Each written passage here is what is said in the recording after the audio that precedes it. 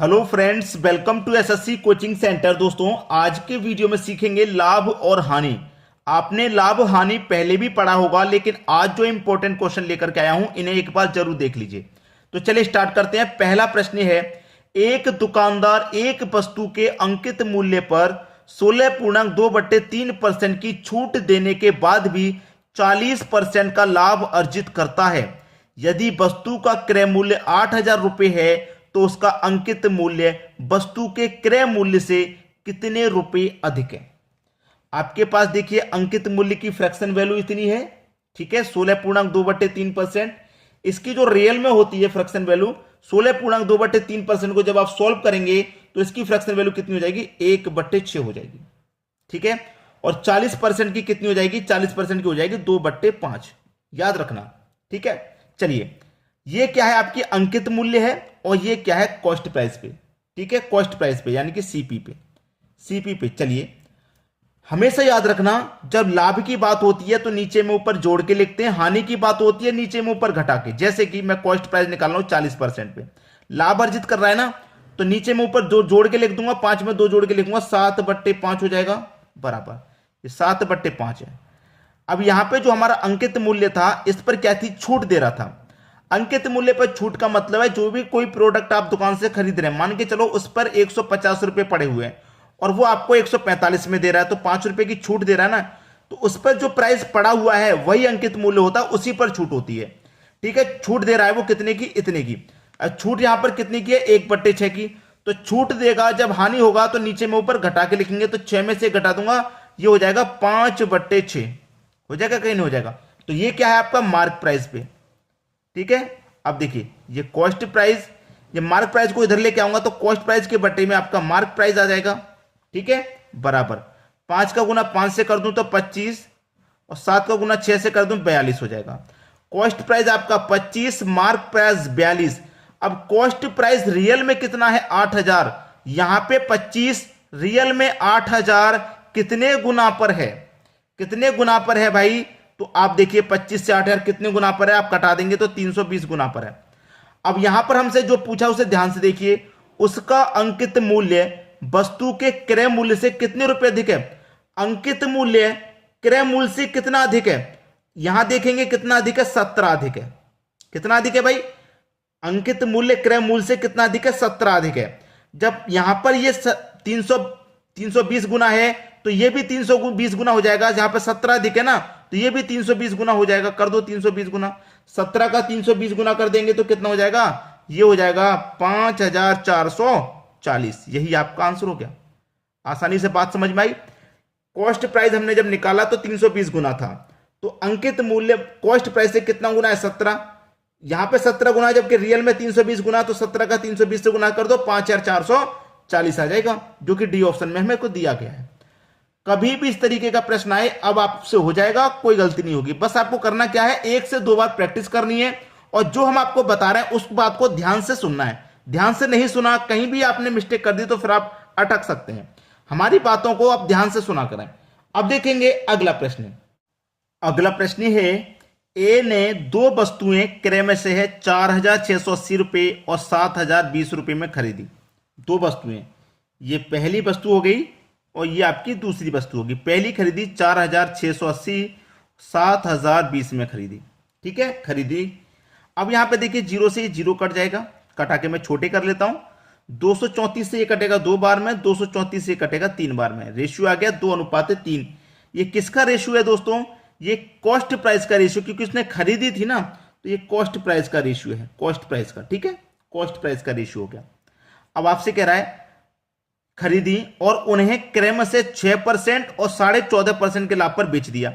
पहली को बेचा 6% के लाभ पर और उसने दूसरी को कितने बेचा, 14.5% के लाभ पर, ठीक है। अब देखिए यहां पे जो 14.5 ये कितना, 6%।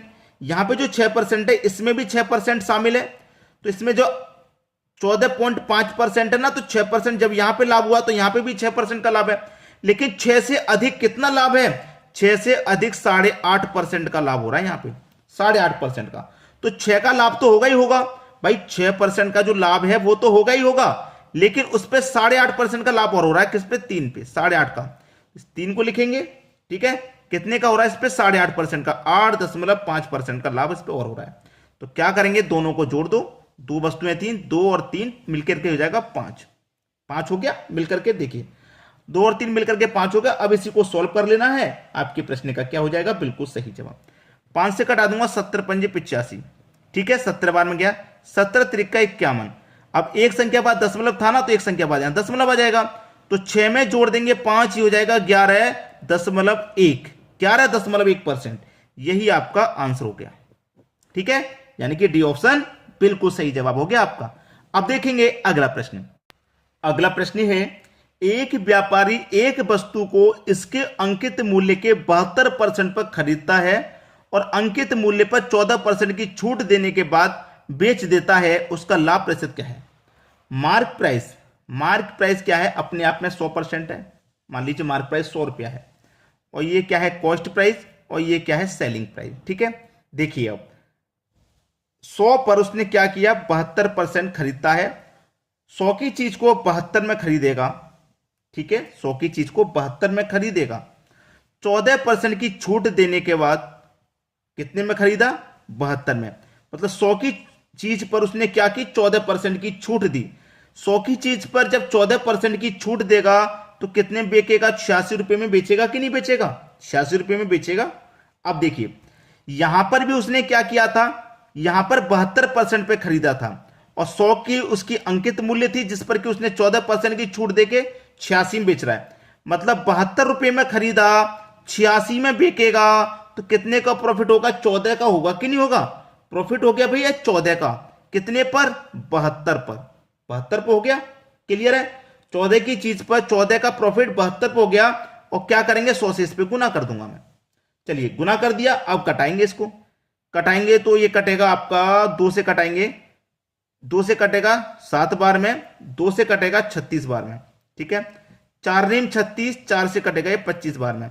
7 का गुना 25 से कर दो तो 175 हो जाएगा, और बटे में कितना है, ये 9। चलिए 9 से कटाएंगे इसको, 9 एक कम 9, 8 बचेगा, 8 में 5 जोड़ देंगे 85, 9 में 81, और क्या बचेगा, 4, 4 ऊपर बटे में 9, 19.4 बटे 9। ये आपका किस ऑप्शन में है, डी ऑप्शन में।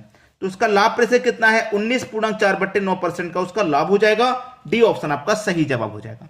आसानी से समझ में आ गया। अब देखेंगे हम अगला प्रश्न। अगला प्रश्न है, एक वॉशिंग मशीन का अंकित मूल्य 7200 रुपए है, इसे x% प्रत्येक की 2 क्रमिक छूटों के बाद 4324.50 रुपए में बेचा जाता है, x का मान ज्ञात कीजिए। 7200 रुपए की चीज है और 2 छूट के बाद इतने में बेचा जा रहा है। याद रखें कभी भी इस तरीके का प्रश्न आ जाए तो करना क्या है, आपके पास 7200 रुपए की चीज है, 7200 रुपए बेच कितने में रहे, 4324.5 में बेच रहे हैं, ठीक है। अब देखिए 2 क्रमिक छूट है ना, तो इसका क्या करेंगे 1/2, 3 क्रमिक छूट हो जाती तो 1/3 क्यूब रूट ले लेते, 4 क्रमिक छूट हो जाती तो 1/4 ले लेते, इसका मतलब स्क्वायर रूट ले लेते यहां पे। चलिए अब यहां से पहले दशमलव हटा के एक संख्या तो एक जीरो बढ़ा लेंगे, आगे बढ़ा लिया एक जीरो।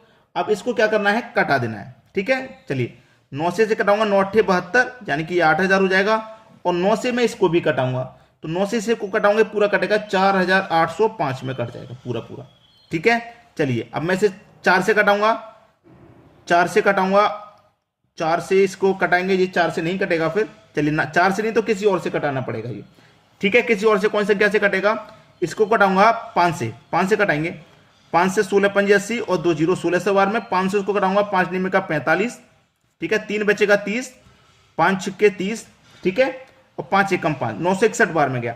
अब ये क्या लग रहा है, स्क्वायर रूट ही तो लग रहा है, तो 961 का स्क्वायर रूट कितना हो जाएगा, 900 स्क्वायर रूट कितना हो जाएगा भाई 31, ठीक है, और 1600 का स्क्वायर रूट कितना हो जाएगा आपका, 1600 का स्क्वायर रूट 40, 31 के बटे में 40।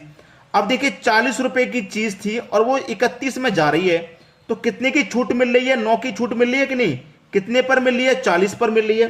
तो प्रतिशत के लिए क्या करेंगे, 100 से गुना करेंगे हम, ठीक है। चलिए इसको कटाएंगे, जब इसको कटाएंगे तो ये कटेगा, इसको हम कटाएंगे 5 से कटाएंगे, इसको 5 से इसको, चलिए मैं इसको कटा देता हूं पहले, यहां कटाएंगे 0 से, चलिए 0 कटा दिया मैंने, 0 से 0 कटा दिया, 2 से कटाऊंगा 2 बार में, और 2 से कटाऊंगा 5 बार में कटेगा ये, ठीक है। 9 पंजे 45 हो गया, और बटे में कितना है 2, 2 से घटाऊंगा 22 दूनी का 44, 22 दूनी का 44 हो गया, एक बच्चे का नहीं जाएगा, 10 हो जाए 10, 2 पंजे 10, 22.5, 22.5 यानी कि बी ऑप्शन आपका बिल्कुल सही जवाब हो जाएगा।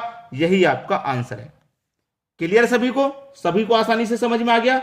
अब देखेंगे हम अगला प्रश्न। अगला प्रश्न है, एक वस्तु x रुपए में बेची जाती है, यदि इस कीमत के 54.6/11% पर इसे बेचा जाए तो 22% की हानि होती है। जब इसे x रुपए पे बेचा जाता है तो प्रतिशत लाभ क्या है? प्रतिशत लाभ क्या है? देखिएगा, इसकी परसेंटेज वैल्यू क्या होती है, फ्रैक्शन वैल्यू क्या होती है? 6/11।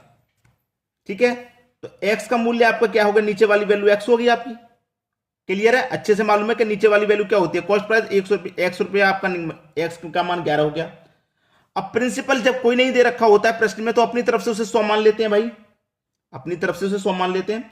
अब 100 की चीज है, 22% की हानि पे बेच रहे हैं, तो इसका मतलब कितने बेचेंगे? 78 में बेचेंगे, 78 में बेचेंगे। और यहां कितने का निकल के आ रहा है? 6 निकल के आ रहा है, तो 6 का मान कितना हो जाएगा? 78। 6 का मान 78, तो 1 का मान कितना हो जाएगा? 13। 1 का मान 13 हो जाएगा, तो हमें मान कितने का निकालना है? x रुपए में बेचा जाता तो प्रतिशत लाभ क्या है? x का मान निकालना है, यानी कि 11 का। जब 1 बराबर 13 के, तो 11 बराबर के कितने के? 143 के। 143 निकल के आ गया, तो 100 में 43 जोड़ेंगे तभी तो 143 होगा, तो 43 का हमें क्या हो जाएगा? प्रतिशत लाभ क्या है? 43%। बी ऑप्शन सही हो गया। खत्म प्रश्न, कुछ भी नहीं है प्रश्न में, आसानी से हो जाएगा अगर इस तरीके का प्रश्न कभी भी पूछा जाए। देखिए, लाभ हानि आपने बहुत पढ़ा होगा, इस तरीके के प्रश्नों के लिए आपको थोड़ी सी प्रैक्टिस की जरूरत है। जितने भी क्वेश्चन आज मैंने वीडियो में कराए हैं, 1 से 2 बार खुद से अपने हाथों से जरूर सॉल्व करके देख लेना, टाइम निकाल के अपने हाथों से। जब तक नहीं करेंगे कुछ समझ में नहीं आएगा, भूल जाएंगे आप। बात समझ में आ गई? वीडियो देखने के लिए आपका बहुत बहुत धन्यवाद।